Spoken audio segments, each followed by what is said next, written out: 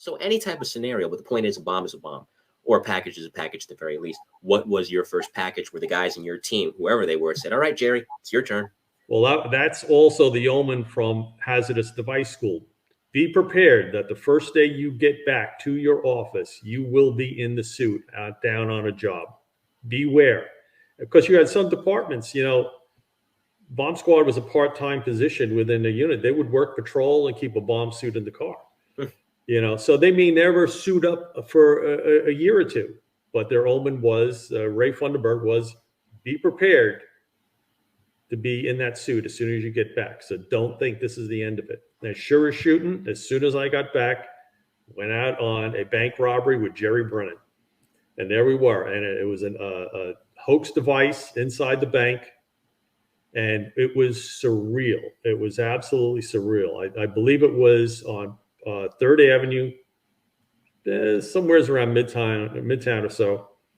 And we get there, and we're looking at the evacuation, and they push people back for blocks.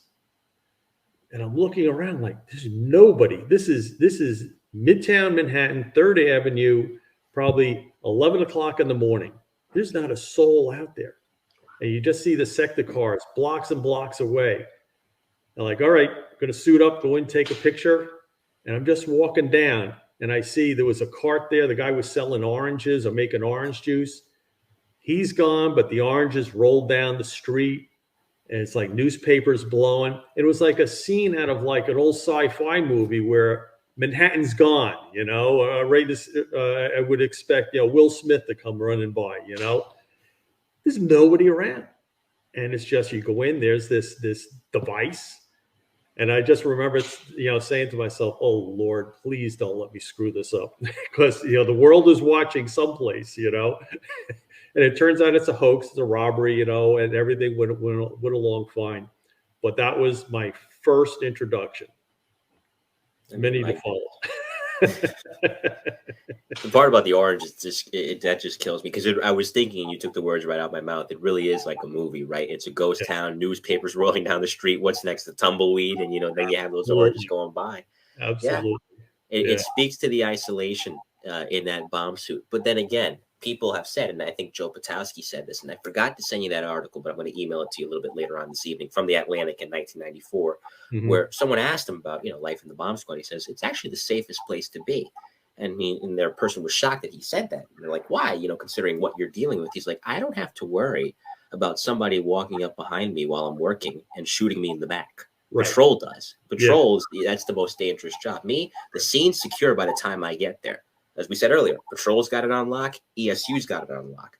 Yeah. You just have to go in and focus on that package. It really is the best place to be, safest place to be, arguably, in the NYPD, which is crazy to say that to an outsider. But when you understand how the NYPD works, a battalion chief's rank, and I remember talking about this with Chief Dunne when he was on a little while ago, is so interesting because, again, of course, you've been a fire officer for a while. You have some experience as a lieutenant. You had 5 years in that rank. You didn't have long in captain. That's a little bit different, but you have a few years here as a chief, of course, by the time this comes around. Command presence is everything. You can't have it at every single fire. It fluctuates depending on who's there and their knowledge of the situation.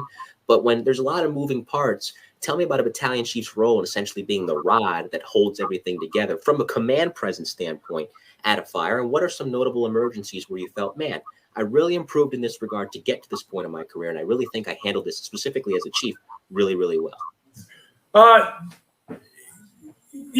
Bouncing around, and I was in the 2-8 for about a year and a half in Danny Millier's spot, UFO, and that was a good place to be and to learn, good fireman, and as far as the command presence, it's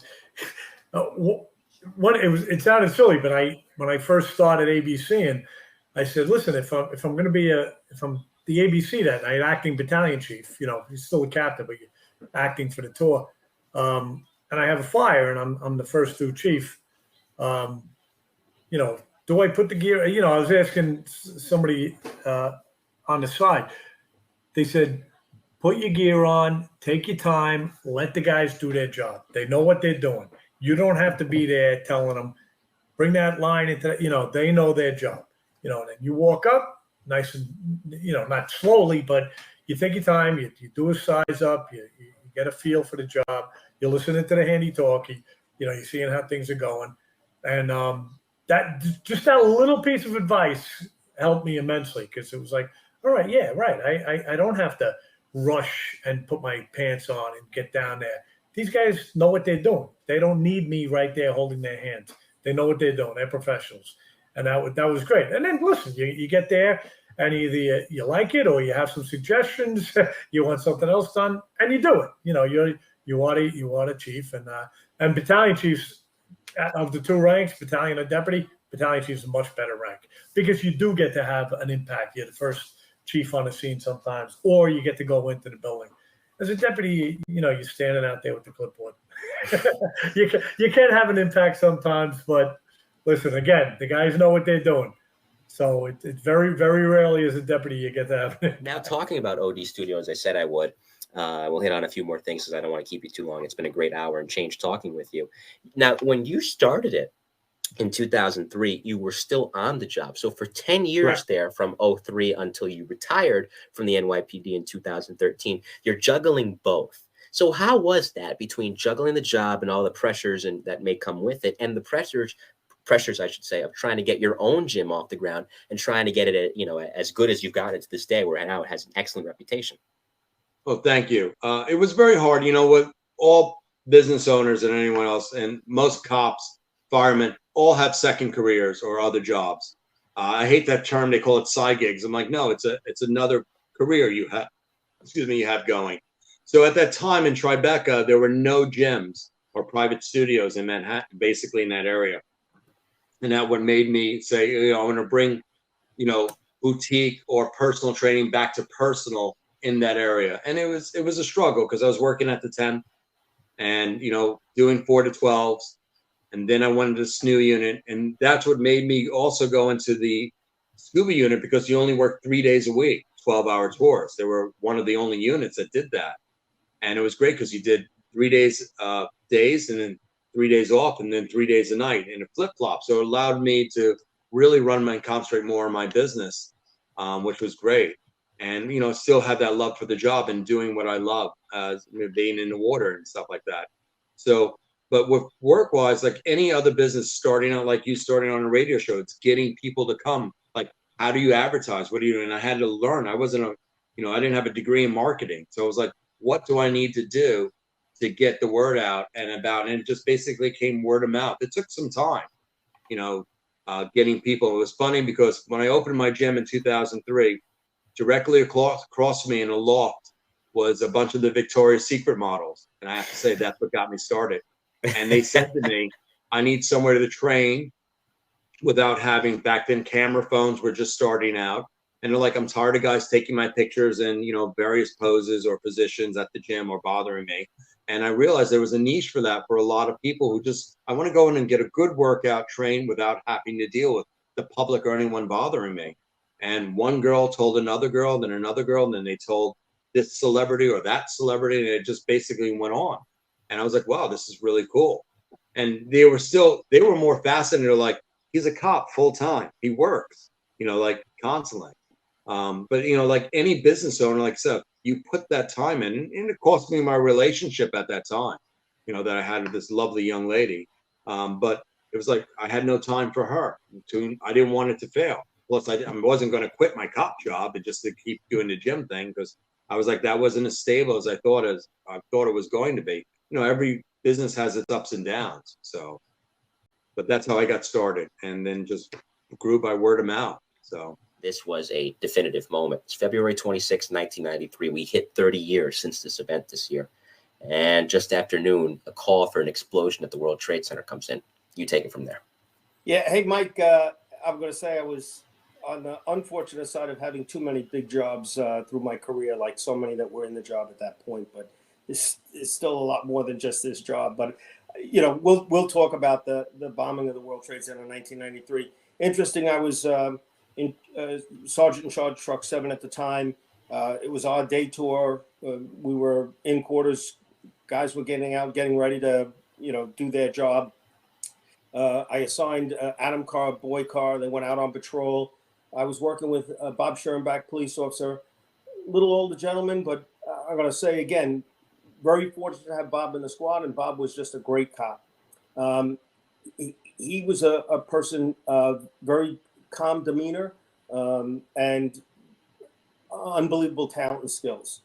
So we're in the truck, and this job comes over, and of course, everybody wants to go.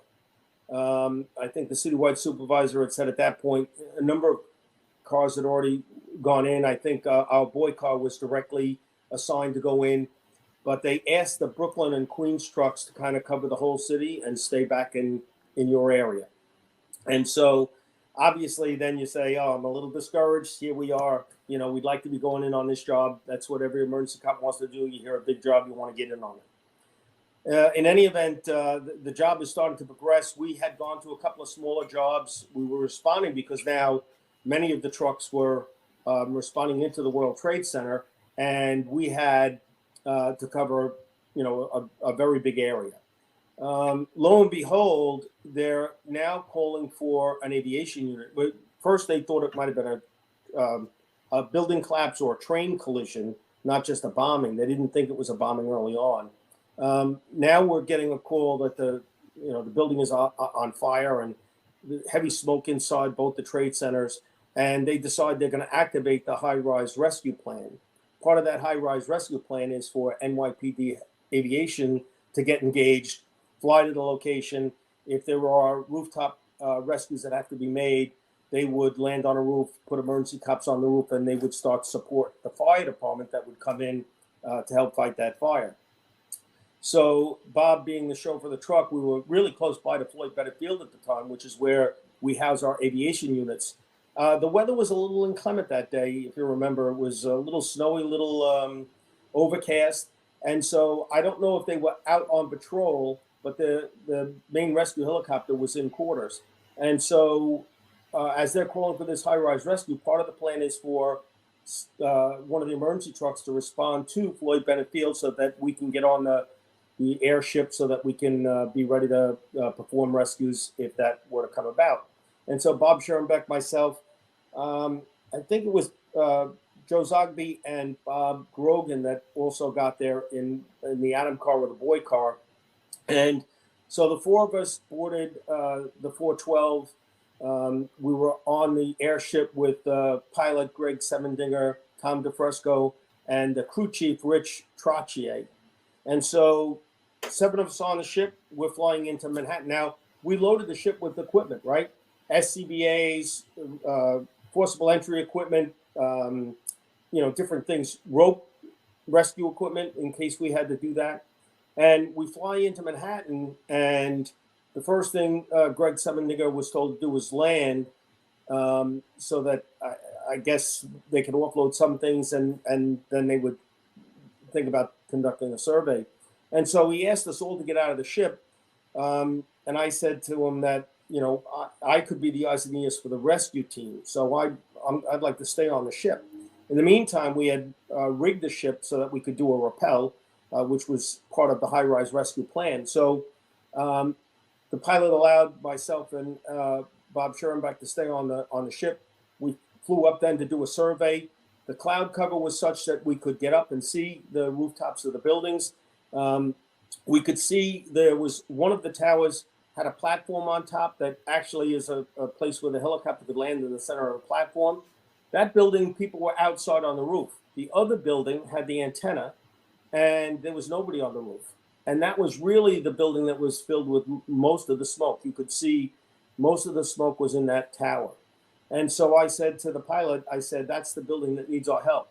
We should rappel 2 people down. And he said, okay. He flew over the corner of the building. I went out of the ship. Bobby followed me, and we started rooftop operations. What was, a little funny about this whole thing, they had asked us to take all of our equipment out. So now I had my Leatherman tool, my gun belt, my flashlight, and my Laracus harness. I came out of the ship, and we landed on the roof. Luckily, I had that Leatherman because there is a door on the 110th floor. Mike, another, just funny thing. You live in New York your whole life, and you think you'll go see some of these sites in New York. I had never been in the Twin Towers. Really? The first time I ever entered the Twin Towers was through the 110th floor roof. And so we got to the door, and like I said, lucky I had my Leatherman because I had to actually break the door lock in order to get into the building. And as soon as I opened up the door, heavy smoke was coming out of the building. And so we get on our hands and knees and we're crawling in. And one of the first things we found was one of the fire station carts. The Port Authority had these carts in the building at strategic locations. I wheeled the cart to the door, opened it up, and there are SCBAs in there and tools. So now at least we could put on an SCBA and start to work. I assigned Bobby Scherenbeck to start to take down the antennas on the corner of the roof, just so that we could possibly get a helicopter to land on that roof, because I felt we would be doing rooftop rescues. And I went in to start doing some searches. On that 110th floor, that's where some of the radio rooms are and some offices. I came to an office, and there were wet towels in front of the door. So I knew people were behind that door. We opened up the door. There were a number of people behind the door. One was a pregnant female, very concerned. I will say that I had a conversation with her, very personal, because my wife was pregnant about the same amount of time as she was. She was pregnant maybe 7 or 8 months. She was very concerned for her baby. I told her I understood. I have a pregnant wife at home, and we're going to take care of you, and we're going to get you down safely. And ends up we exited the building. We put people out on the roof. We got their jackets. I continued to go in and go floor to floor. I did a number of searches by myself, primarily because Bob was on the roof now trying to get those antennas down. I would continue to direct people up to the roof. Eventually, and what was difficult, the helicopter couldn't come immediately back up, because after we rappelled, the cloud cover came down and they didn't have sight of the building. And so there were no more rappels, and there was no more ferrying of people back and forth to the roof. I think it took about 45 minutes for the cloud cover to clear a little bit, and it allowed for that next group of people to rappel. I think that's when Joe Zogby, Bob Grogan, Dave Isaacson, Mike Curtin, Ron Harris, Charlie Molinet, Don LaSala, and Ron Klopa, all came in and started some of these rooftop operations. And I think there was only 2 people that rappelled, because after that rappel, they continued to help clearing the roof. And the next trip the helicopter made up, they were able to do a landing on the roof. And so the cops were able to get off. We were able to, get more and more people up. And we now had a rooftop operation at one. As I mentioned in the introduction of you, before I brought you on the show, anybody that knows that show or was a cop during that era, or just simply grew up watching it during that era, if not the reruns, 30 years later, Get On It Mel is so iconic, and people still quote it to this day. I'm sure you still hear it all the time. And that pursuit was just, it was amazing as it was hilarious. And then the part where you're saying he's going to lose it. He's going to lose it. Beautiful. Once he hits the guardrail. Did you, obviously there's no way you could have known that it would have become that iconic, that phrase. But 30 years later, when you still hear it, I imagine it has to bring a big smile to your face. I'll tell you what, Mike, I have two nephews that are police officers out in Anaheim. And when the oldest one graduated from the Orange County Sheriff's Department, before they were, becoming police, or they were police officers, going through the academy, they had like a little party once they, for a graduation party. Well, I went there, me and my brother went there to the party, and as soon as I walked in it, that's what all these rookies screamed was "Get On It, Mel." So they knew about it. My nephew, they brought up that they actually brought up that incident in the Orange County Sheriff's Department in their academy class. Now, granted, this is 1993, back when that happened. My nephew's got probably 6 or 7 years on the job, so I don't know the time frame of what happened. But they showed that video, and we're on 2 different sides of the country, but their instructors told the academy class, "This is what you do not do."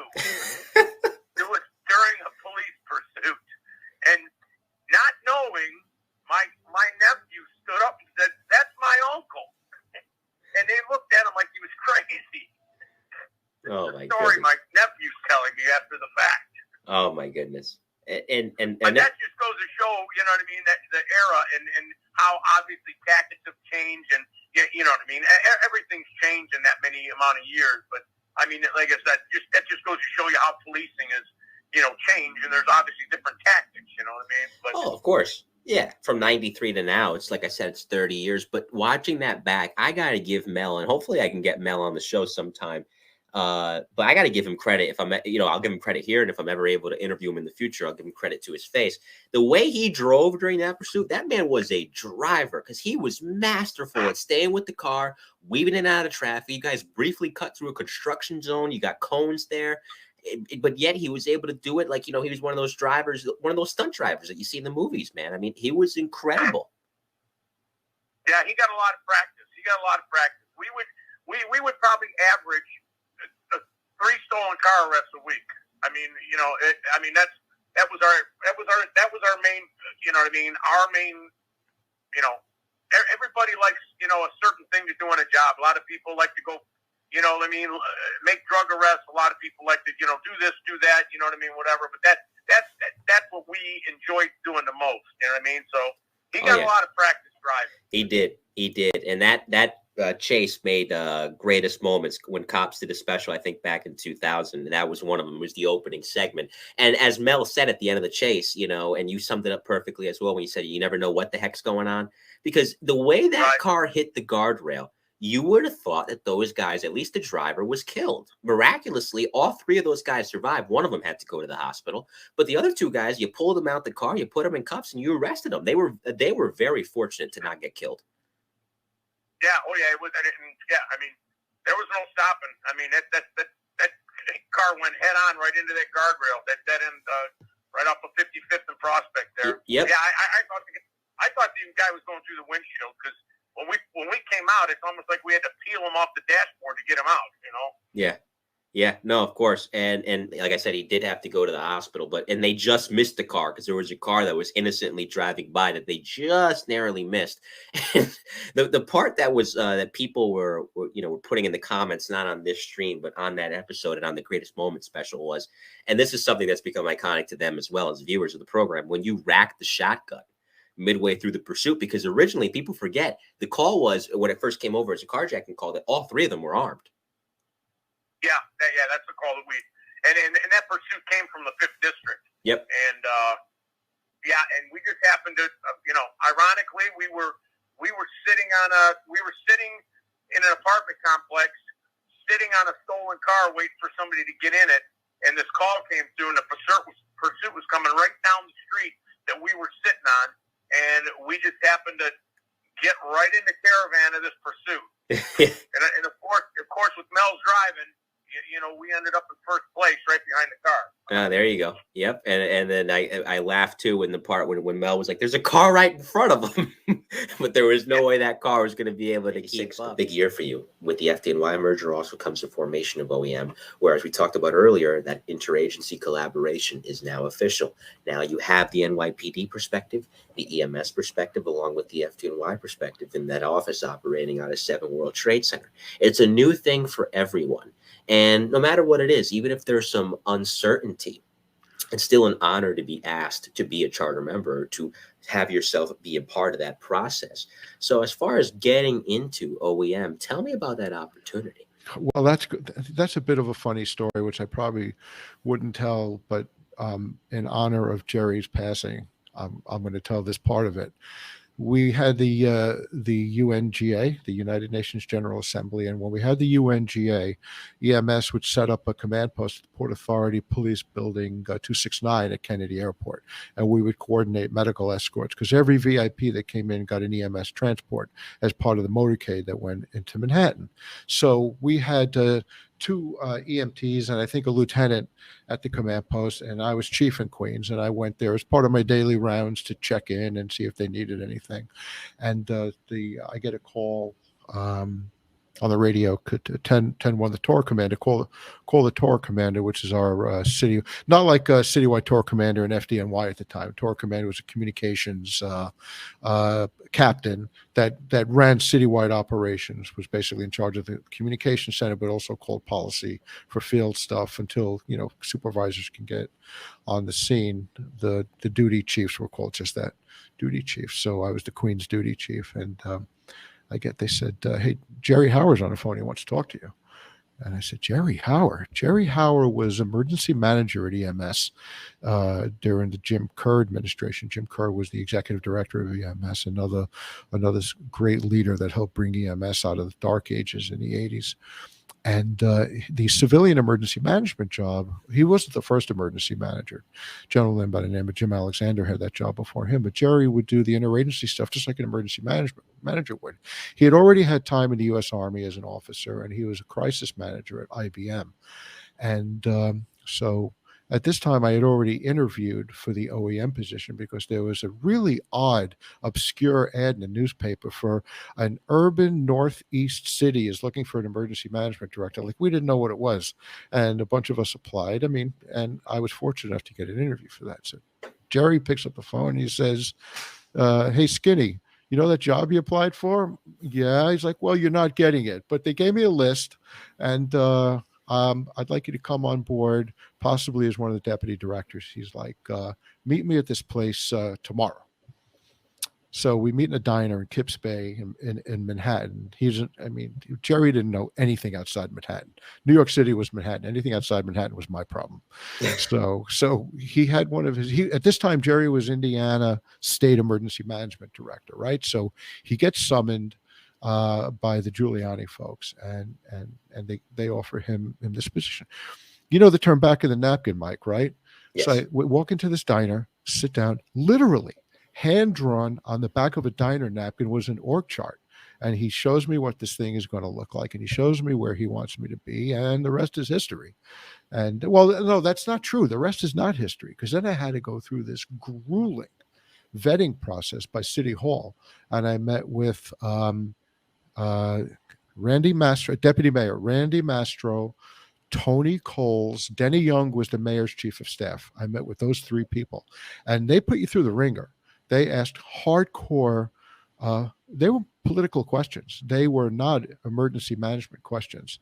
They were like, yeah, we got this. You came to us recommended by Jerry. We know you got that, but let's talk about policy and politics. It was tough, but it's something I'm proud of, because there I was. But, you know, each big city has its own distinctive personality. Boston has theirs, for example. Los Angeles has theirs, and New York certainly has theirs. And you're coming into a situation in 90 where 3 separate agencies. New York City Housing Police handles all the housing projects. That's a city in and of itself. It's 2 million people across the housing projects in the 5 boroughs. The Transit Police at the time, also separate from the NYPD until the merger of 1995, they're handling 4 million people at that time, taking the subway every single day. And the year you took over was the infamous Brian Watkins murder. And that's when the New York Post came out with the cover, Dave, do something. And Dave tried his best to do something, but you also decided you wanted to do something too. So taking over the Transit Police at a time in which morale was low, the subways were particularly violent. This is not too far removed from Bernard Goetz and that whole controversy. Tell me about the game plan you put into effect to bring not only crime down, but morale back and pride back to that particular agency. The reasons for coming to New York in 1990 from Boston, where I had been in the Boston Police Department, then, as you referenced, ran the MBTA, the 70-person Transit Police Department, and then the Metropolitan District Commission Police, a 600-person highway, forest, beach patrol organization. Transit Police was 3,800 police officers patrolling the subways principally, something like the 12th or 13th largest police department in the country at that time. So it's an opportunity to take over a major department, even though its focus was on transit. It was in the largest city in America. And I took on that challenge because that department was failing. Crime was going through the roof. Disorder on the subways was, I think, even worse than what was going on the streets at that time. And it was an extraordinary challenge, but the old adage, if you can make it in New York, you can make it anywhere. Well, if you could make it in the New York City subways, you could make it anywhere.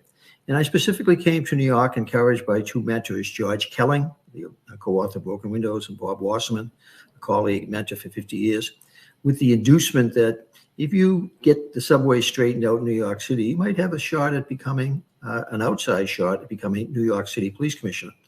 The idea of somebody from Boston, New York City Commissioner, kind of far-fetched back in 1990, but I've always been a bit of a dreamer. And so I came to New York with that intention. Fortunately, the systems we put into place that were successful. We got quality of life dramatically under control very quickly. Fare evasion, 5,000 homeless that were occupying the subways, the robberies, the track fires.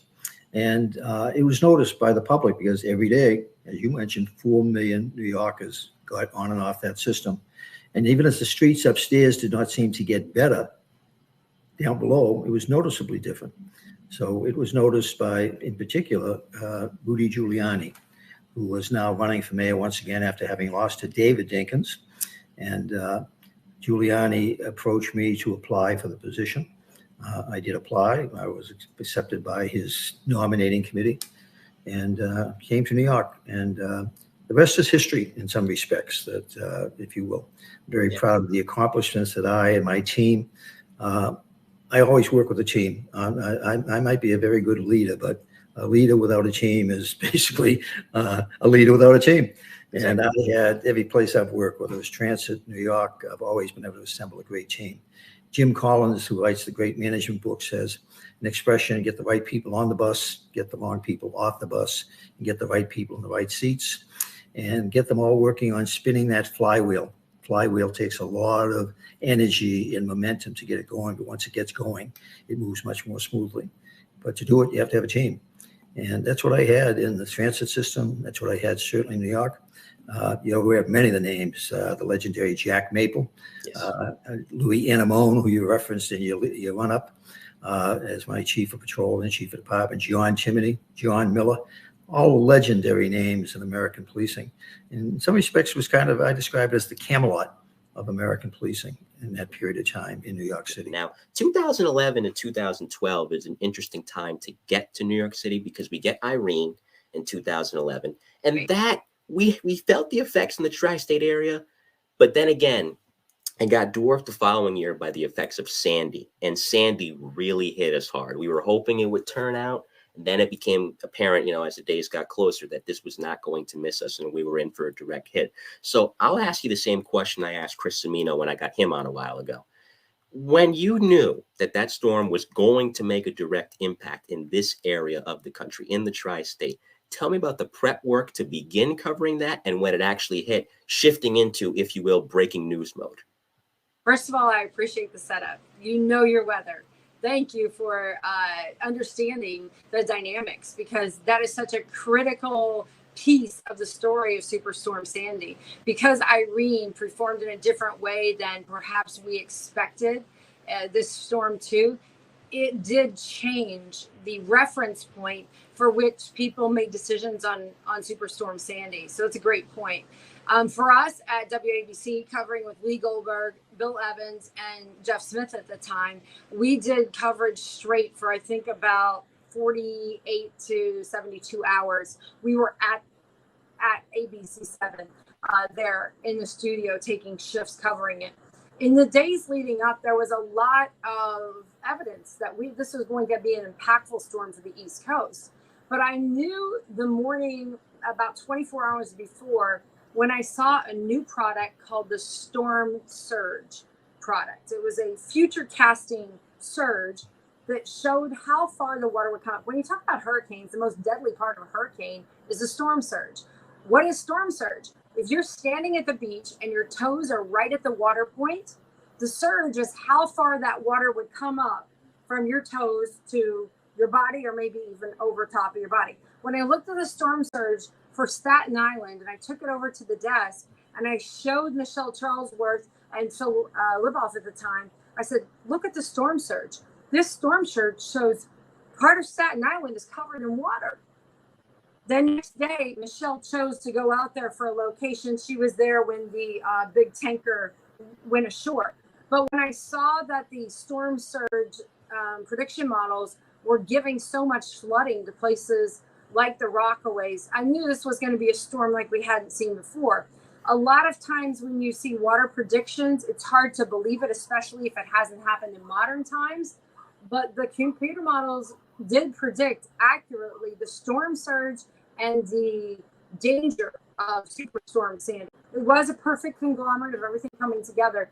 But I think that we gave a good forecast. The National Weather Service put out terrific warnings for that particular storm, meaning they were accurate.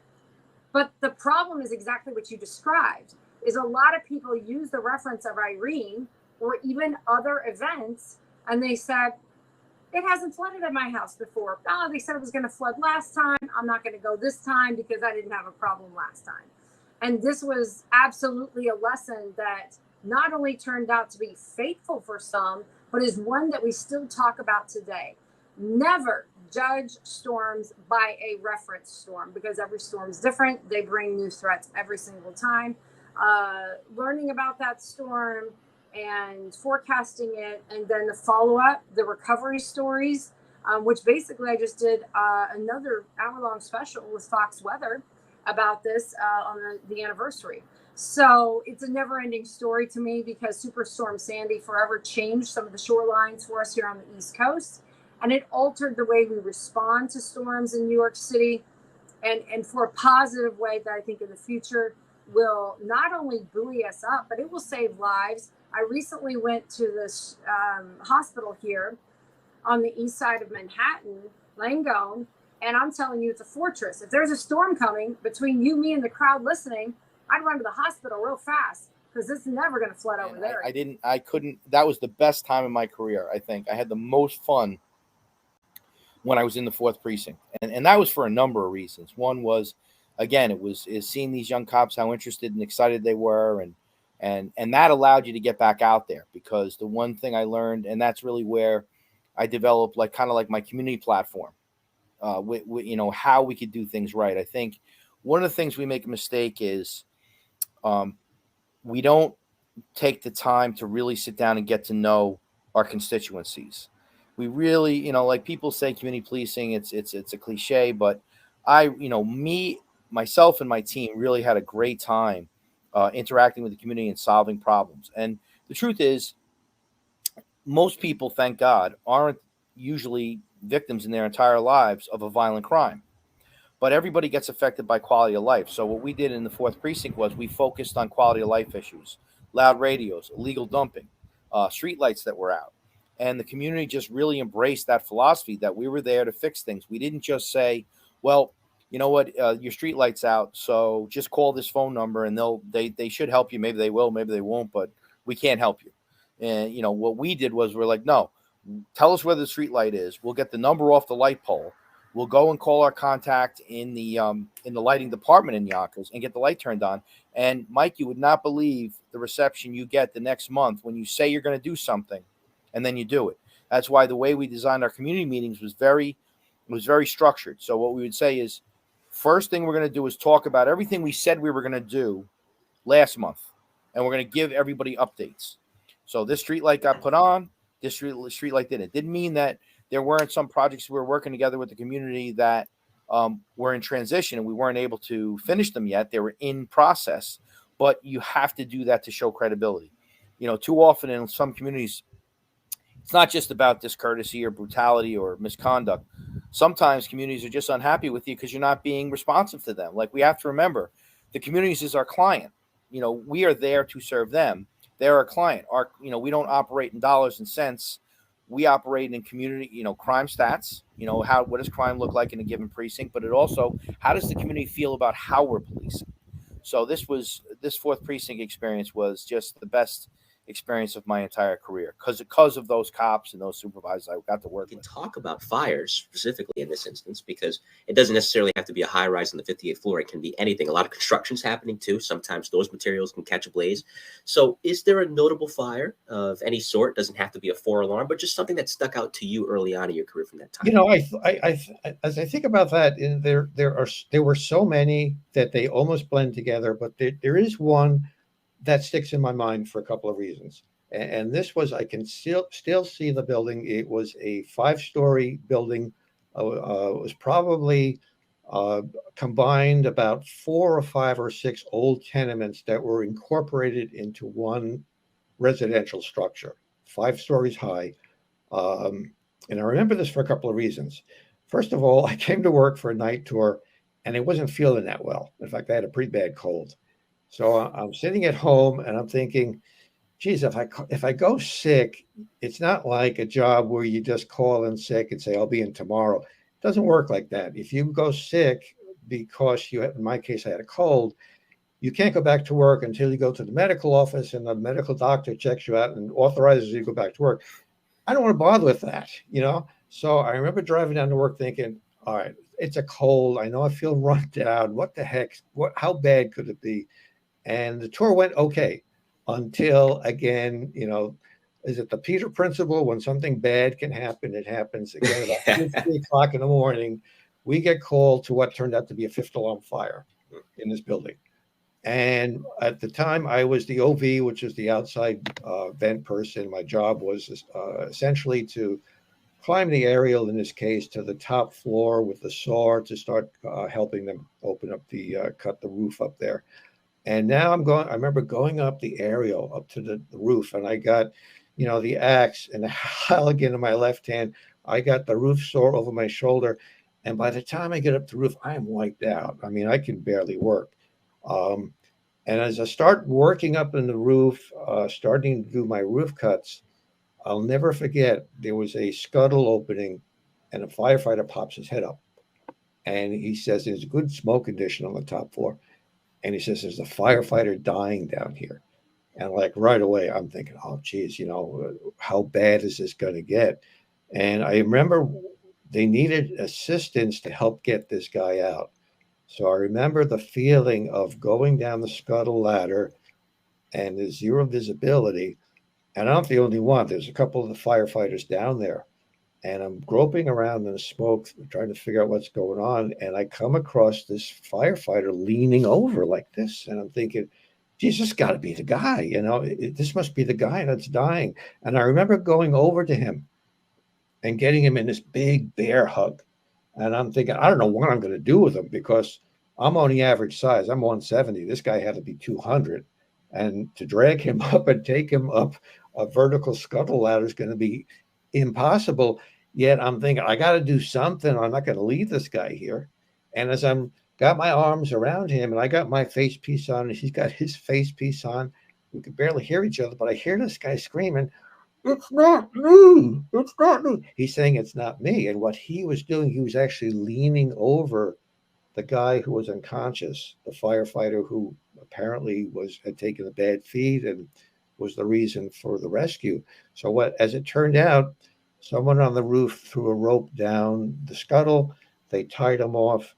They pulled him up and he was rescued. And I remember that for 2 reasons. Number one, I remember, the almost trauma of going down there and try to help out this guy in whatever way I could. But the irony of that particular job was the fella that they rescued, we tied him up with a rope. They pulled him up to the roof and he survived and he lived, right?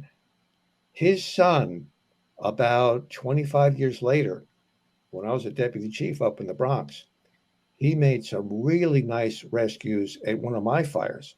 So it was like a father-son thing. And I felt like, wow, that's such a great, ironic sense of completion that I played a little part in rescuing his dad. And now 25 years later, as a firefighter, one of my firefighters in the Bronx, he's stepping up and helping me in one of my incidents. And that particular incident, again, was an apartment house where there were 12 1045s on the top floor. The 1045 in New York City Fire Department means the victim. These were unconscious, about 12 civilians who were actually on the top floor and were trying to get up a stairway to the bulkhead to get out of the smoke. And because there was a locked gate there, they all passed out. And this guy, the son of the guy that I was involved in East 22nd Street, was the guy who got down that stairway, forced that gate open, and helped rescue all those people. So it's almost like balancing points of my career. And probably if I were to pick one job from my years in 24 truck, that would probably be the one that sticks in my memory. Oh my goodness, that's the highlight of the show right there. I often put highlight clips out the next day. That's a top-notch story. I think that's one of the favorite stories I've heard because it came full circle. As you just said, that's really a full circle moment in the fire service. It brought in the father-son aspect of the job that I experienced, that so many people experience, and just a sense of like the circle of life completing. Right. You know, I helped him, he helped me. I mean, it's 24 years of your life, and then like that, it just comes to a conclusion. So that transition, I mean, you're doing very well for yourself now, and we're going to talk about your consulting company and the five of us momentarily, but just that awkward moment in January 2001 where it's like, dang, like what now what? Tell me about that period in your life. Yeah, I mean, it's, you know, in one way it's unfortunate that my career ended the way it did because I didn't anticipate it to end like that. But Yeah. at the same time, you know, it allowed new opportunities, right? And so I was like, well, what else would I have done if I didn't put all my eggs in this basket that's called news reporting? And I was like, you know, I would always like to have my own business. I would love to have my own business. So I took a business class with the city's Department of the Small Business Services, and they had an online class, and they taught me entrepreneurship and how to start a company. And so I started a media company. I'm like, what can I do? What are my skill set? What's my skill set, right? And how do I help others? Well, I could help them do some on-air stuff. I could help them with writing. I could help them with getting press attention to their events. I could help with moderating events. I could help. So there's a lot of things that I thought that I could offer. And so I've been I've been doing great so far. So my first client was IBM, which was huge because they hired me. They're the technology behind the Excelsior Pass, which is New York's QR code to show that you're vaccinated, right? Like that was their system. It was called Excelsior. But IBM was the technology behind it. So they wanted to explain what it is. What is this digital pass? Health pass, but it's going to be used as digital credentials in the future for everything, for airline tickets, for driver's licenses, so they wanted somebody who was not one of them, right? Like who was a reporter type, me, to interview their executives on what is it, what are the privacy issues around it, how do we use it, how's it going to be used in the future, how's it being used now for the pandemic. So we created a video, and then I got another client who it was charter school network, and they really needed like more publicity. They really needed to elevate, exposure of their school. And they had like 12 schools, 15 schools in Brooklyn. And we were able to get them in the Daily News and get them on Channel 11 and get them on the local. So that I was doing behind the scenes, and I was the IBM, I was on camera, but this one I was behind the scenes. And they caught the eye of Mackenzie Scott, who gave them $11 million. Right, Jeff Bezos' ex-wife, who's now a philanthropist and giving out money. So that that was great. That was like 2 years I worked with the school. I'm working with the Dr. David M. Milch Foundation now, and he has an incredible immersive art exhibit about the Holocaust. His mom is a Holocaust survivor, so this is he's very passionate about it, and it's a traveling exhibition. So it started with press previews in New York. It's now going to Brandeis University. So I'm helping him with that. I'm helping this author. His name is Michael Dorta, and he wrote these books, these fictional series on Puerto Rico and its roots. It has like a historical context, but it's fictional. And so, I helped get him on NBC, and we put him on Channel 11. And so, so I'm helping with some publicity, some on-air stuff. And my big announcement, which I was saving for your show, is I am going to go back to television. I got a hosting job, and I will be having my own show soon. It's being produced by HITN TV out of the Brooklyn Navy Yard, and it's going to be not only on HITN, which is national, but it's going to be local on a local channel as well. So congratulations. Yeah, thanks. So I have a lot going on. I'm also working with the Chef King Fajana Foundation. We lost Chef King earlier this year, and we're trying to keep his memory alive. He was known as the pioneer of Filipino food here in New York City. So we're trying to create events that kind of keep his memory and his spirit alive. So lots of projects. But in an entrepreneurial kind of way, which is different. And it's kind of fun because it's diverse enough to keep me, challenged. That's why it's important to communicate with the man or woman next to you and get that information there. And you guys did that. And like you said, I think, Rick, you hit the nail on the head and you summed it up perfectly. It's at that point, it's not about who's uniform or what agency they're representing. It's just about working together. And you guys did that, which leads to the final question, because the hour's flown by. And it's been a great conversation. And I'm glad that you guys each came back on the show. We hit 32 years yesterday since this incident, which is crazy to me. A lot of time has gone by since then. A lot of things have occurred since then, other unfortunate incidents in the 5 boroughs. But looking back at this one 32 years later, hindsight's 2020. So, Mike, I'll start with you. What are your reflections all these years later? Going down there and seeing the devastation, you still remember it. One thing I do remember, like we always talked about during this broadcast, was the heat and just crawling around. I mean, people were you could tell people were being dehydrated, heat exhaustion, heat stroke. You're just looking at them, every third person you walk by, you had to tell them to sit down, take a break, take it easy, because the heat was getting to everyone. The smoke from the generators, the CO, it was definitely a hazardous material environment. I mean, fully hazardous material. Every element we had was against us at that time, and everybody still did their job. Everybody did what they had to do, and many people were down there for the duration, the entire 4 hours, and came out.